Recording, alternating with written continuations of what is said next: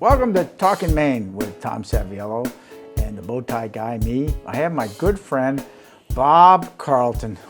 We're not allowed to shake. Yeah, I'm a bump. Yeah, bump. So how are you? I'm doing well. You healthy? I'm very healthy. No COVIDs yet? No COVIDs. We're all staying in the woods, staying out of contact with everybody. Well, that's normal for Franklin County anyway. Northern Franklin County. It's even down this way, we kind of stay away 6 feet. When they said 6 feet, we're all looking at them, that's close. Yeah, exactly. So, Bob, we got a couple projects. We're going to talk about invasive species, but we're going to talk about first to start the project you've got going on with the hospital. Right. That people very shortly will begin to see something change around the forest, around the hospital. So we thought it'd be a good idea to do this show so as people have questions, you'll be able to have some place to go. So tell us what's happening at the hospital. It goes back to about 2017. I was contacted by the hospital. Patty Cormier, who was our district forester at the time, had seen some issues going on, and she was talking to them, and they ended up calling me. We went down, did an assessment. I walked the property with the facilities manager and immediately saw the red pine. It's a red pine plantation that is right as you come into the hospital and you take a left. Yes. There's a plantation over there of red pine that's probably, 40 years old? Oh, no, it's way older than that. Oh, really? They think it was planted way back in the 40s, so we're looking at 75, almost 80 years old. So they're very mature trees.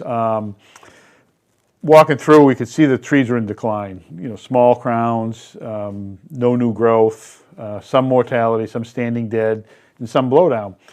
So I immediately contacted Aaron Bergdahl, who's the state pathologist, and he came over and we did a walk, and he basically said, yeah, this stand is not healthy at all, and basically determined that there's a Diplodia tip blight is a spore that gets into the red pine, it gets into the needles, and it kills the new growth. And he found that the stand has Diplodia tip blight. And then there's another pathogen called Serococcus, which is another disease of the hard pines, the 2 and 3 needle pines, and that was also there.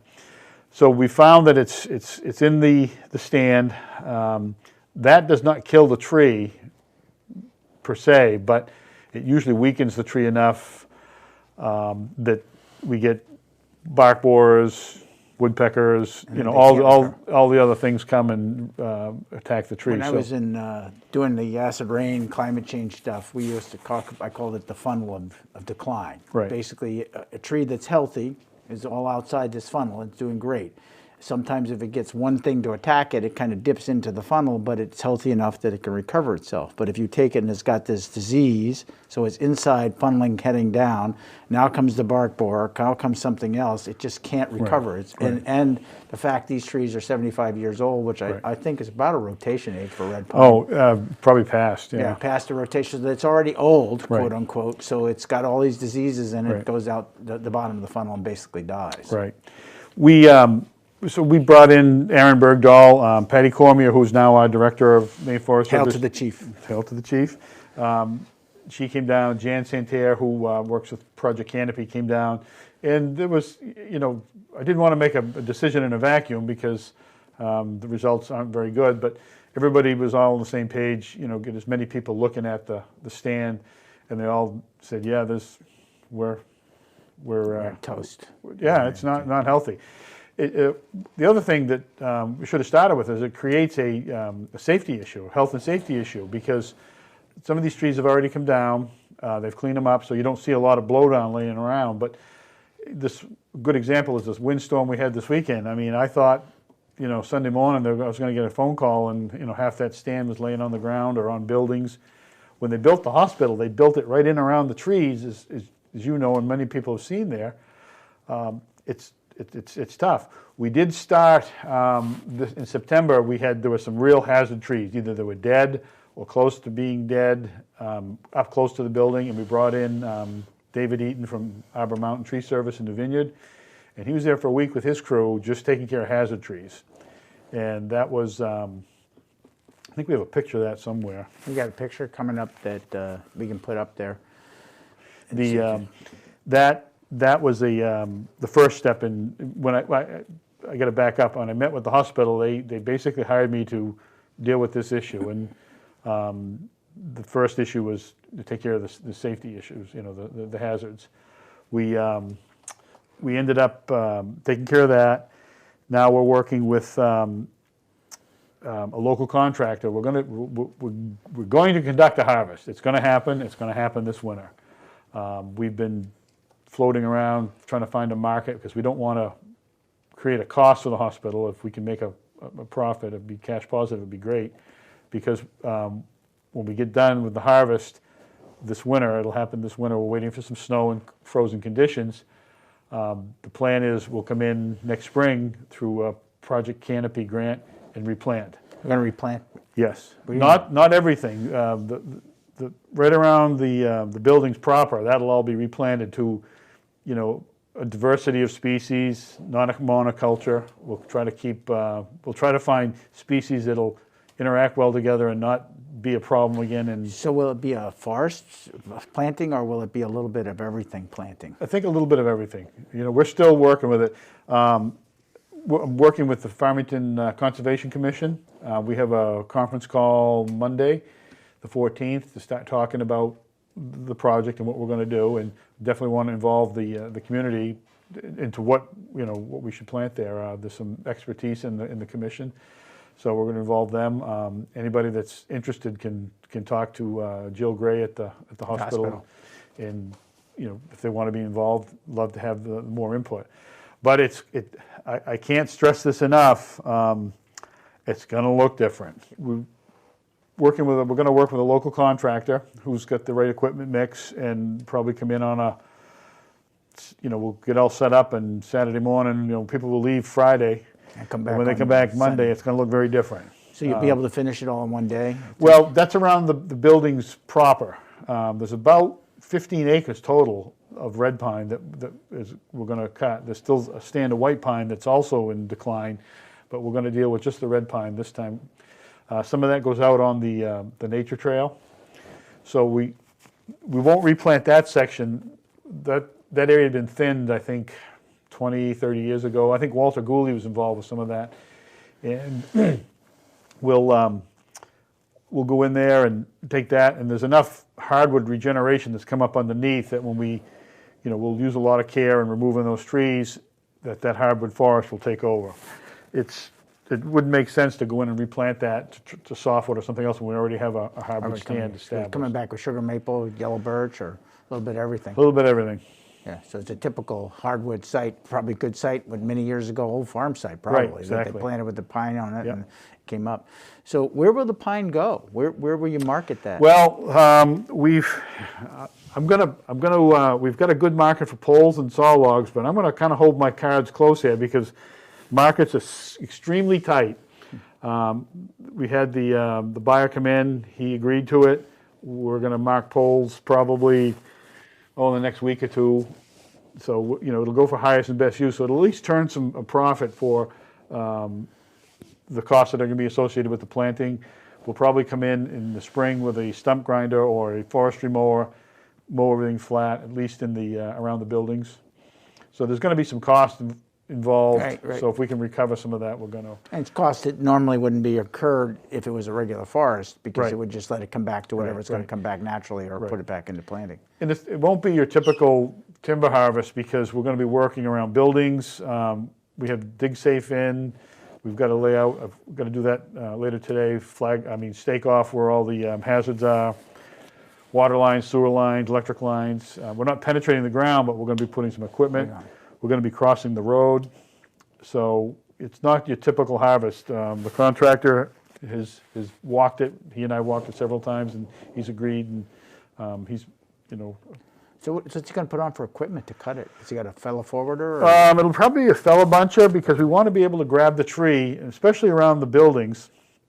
He's got to get up really close, and he's going to grab the tree and then pull it back, and then we'll probably use a grapple skidder because we don't want to leave any of the debris around the buildings. We want everything to go to the landing, and we're going to take all the wood right out on Route 2, right beside the where North Star Ambulances is a big. There's a big lot there. I saw somebody was cleaning that up the other day. Yeah, well, that's where you're going to put your landing in. That's where our landing will be, so it works out perfect.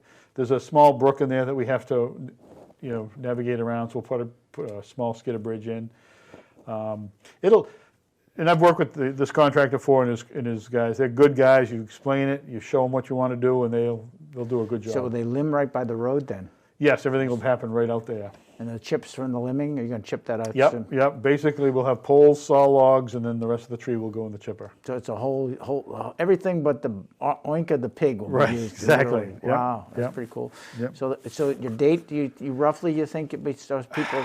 Sometime after the first of the year. After the first of the year. We were hoping to initially, if we had the cold weather and snow, to do it, sometime before Christmas, but it's just not happening. We don't have the snow and definitely and not the ground's not frozen. I No. would assume that maybe you got a couple inches that are frozen, Right. but it would break through pretty quickly and be a Right. mess. Right. If you got a little rain on top of that, it'd be a real muddy mess. Yeah.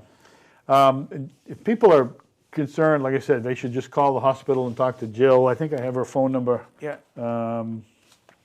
779-2555, and she's going to be the contact person through the hospital if someone has concerns or anything they want to know. She'd be the contact person.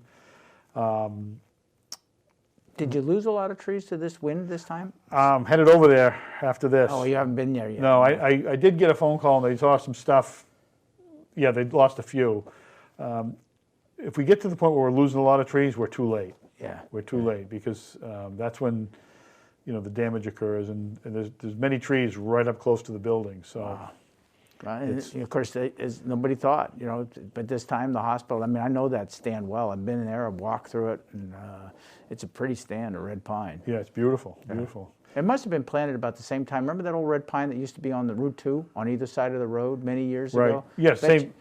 Probably same planting that was done there. Exactly. And that was harvested about 20 years ago. Yes, right. And again, whatever's there is going to come right up in spades because it's the trees are well established and they're ready to go. So, as you know. Yeah. As you know. So now I think we can move on to invasive species. Sure. So tell us what we got. We got a lot of stuff because here's my ultimate nightmare, Bob. At home, my house, my house, apple trees and so forth, and the orchards around me that have gone away have been inundated by the bittersweet. And my ultimate fear is when I'm not there to make sure the bittersweet's not wrapping around my trees or that I'm killing it appropriately or pulling it out, my yard will be full of bittersweet again. Right. That's one of the nastiest things. It is, and if they get those pictures up, I've got a bunch of pictures of the bittersweet. I don't know, can we get those up, Andre?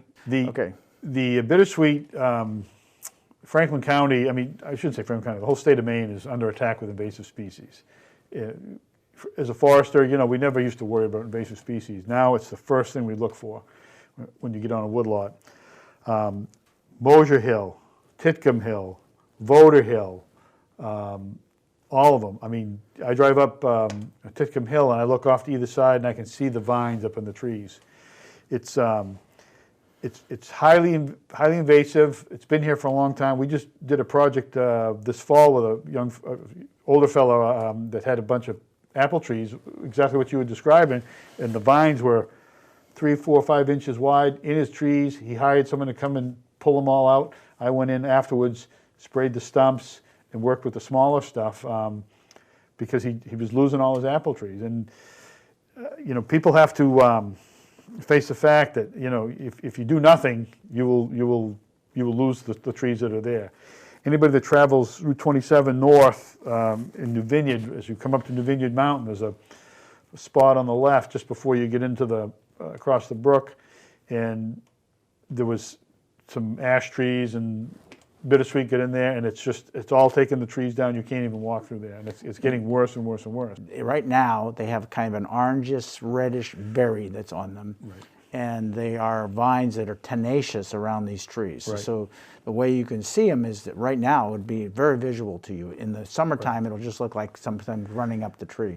But these are got terrible, terrible stuff. And a lot of people will look at it and they'll say, oh, that's the vine with the red berries that makes those nice wreaths. And people will go and cut bittersweet and make a nice winter, Christmas wreath. And when they get all done, they throw it over the bank. Well, all those berries take off. I had bittersweet in my house because my mother that's what she liked to do. So I said, I'll plant some bittersweet, thinking, and then all of a sudden I realized that it was taking over everything. Is when it came down, it got dug out, and it's not there anymore. Right. But that's what people do, is it basically, they think it's pretty. I had one person who actually went into those, where up by my house, cut them to put on their Christmas tree, because it gave a great color to the tree. And I said, well, that's a neat idea. I didn't do it, but it's a neat idea. Right. Where did it come from? Do you know? Like most of our invasives from the Orient, China, that part of the world. One thing that we've got going for us here in the state of Maine is the Maine Natural Areas Program created a, I don't know if you can see that at all.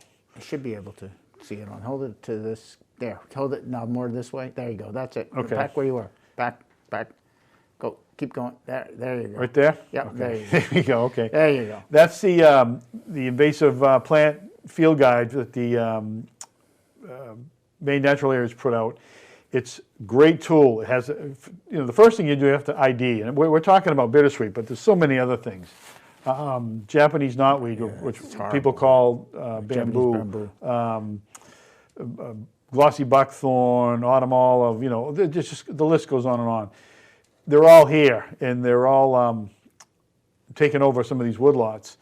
The first thing is you can get that guide by going to the Department of Conservation website, and you can order it right there. And it's a great tool. Nancy Olmsted, who pretty much handles that invasive plant stuff, does a great job. You got to identify it, and then identify what you have. If you're not sure and you need help, call me. I mean, I'm available to. This is part of my business now, is dealing with invasive species. We identify it, come up with a treatment plan.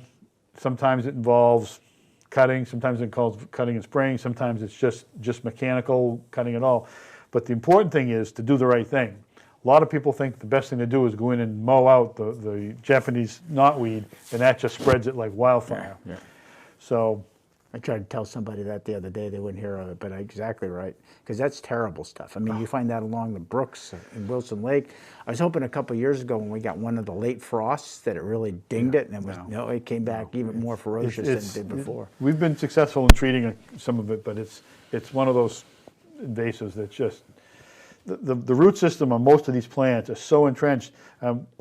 We actually treated a spot at the hospital in the forest here before we do the harvest, because once we open it up, we didn't want to take it off. It was identified. I said, hey, we need to deal with this. The people there were great. They said, yeah, we don't want that here. It was pretty well entrenched. But the important thing is to identify it. It's here. I mean, right out here in the parking lot, I can throw a rock and I can show you bittersweet. I can show you autumn olive. There's a little nature trail over here. The university's got it all over. We need to start dealing with it. We can't just put our head in the sand, because once it gets established, we'll see big legacy trees, some of these trees that people like to see. One of the bigger issues is on Tickham Hill when I drive up there. The best time to see bittersweet is in the fall when all the leaves turn yellow. Well, all the leaves are falling off, but the bittersweet vine the leaves on the vine will stay yellow, and you can see it. Oh yeah. It's everywhere. The knotweed, it's interesting, looking at a piece of property in New Portland, and all along the river, the Carabasset River, was this, it was in, wherever it was full of knotweed. Right. And so I called the DEP and said, well, it's a shoreland zoning, can I treat it? I figured, well, they would want to get rid of it. And the answer was no. It's considered as part of the vegetation that protects the shoreline. It's like, okay, if you work hard to eradicate it every place else, but it's still going to be allowed. Right. And I mean, in my mind, if I were going back to the legislature, I would give much more leeway to get rid of invasives on the waterfronts, because they are horrible and they just continue to take over. That's my other fear, is that Japanese knotweed comes into the yard and takes over everything that's there. And once you see it, you have to jump on it. And people will say, well, I'm just going to keep cutting it. I had a client that said, I'm going to keep cutting it. And all he did was make those roots go farther and farther and farther out, and it's popping out all over his field now. So it's a tough one, but I mean, we're losing wildlife habitat. We're losing habitat for our native species, and you know, if you don't look for it, you won't see it. But when it's right there and it's become a real problem, it's almost too late. Yeah, and so we define invasive so people know it does grow in other places, Right. but it has a predator in the other places, or it has a disease that limits its growth or its ability to reproduce. When it comes here, it doesn't have any of those predators. I mean, the greatest example is in the South, kudzu. Right. When kudzu was brought in thinking that would be great cattle feed because it grows so fast, now if you go down to some of the stands down there, there's this vine that is all over the place down there because it has no predator, nothing to go and eat it, nothing to give it a disease. So it just proliferates because it's like, oh, I got all the water I want, I got all the soil I need, I got the nutrients I need, and I have no enemies. I'm going to grow like crazy. Right. So we've got invasive insects, we've got invasive plants. What are some of the insects, Bob? Do you know off the top of your head? Emerald ash borer. Oh yeah, that's a big one now. It's all around us. It's probably here in Franklin County. We just haven't found it yet. And that one's one that goes into the bark of the ash tree and eats the cambium up, and the tree basically dies. Exactly. And then we've got the Asian longhorn beetle, which is in Massachusetts. Which, if we get it up here, it's just devastating. The maple sugaring business would be under attack. So, we have to be really smart about, moving firewood from other places. If I have somebody I know that's coming up from down south and saying, well, I'm bringing my firewood, I said, do not bring your firewood. Yeah. Do not. Yeah. That's how it's And larch had something for a while too. I can't remember what it was. I remember that because we were thinking about growing it when we were working for the IP. Right. And some of it got native larch got some kind of disease in it that larch canker, I think it was, and we weren't allowed to transport it for Washington County because it had a potential to bring over as a disease. Exactly.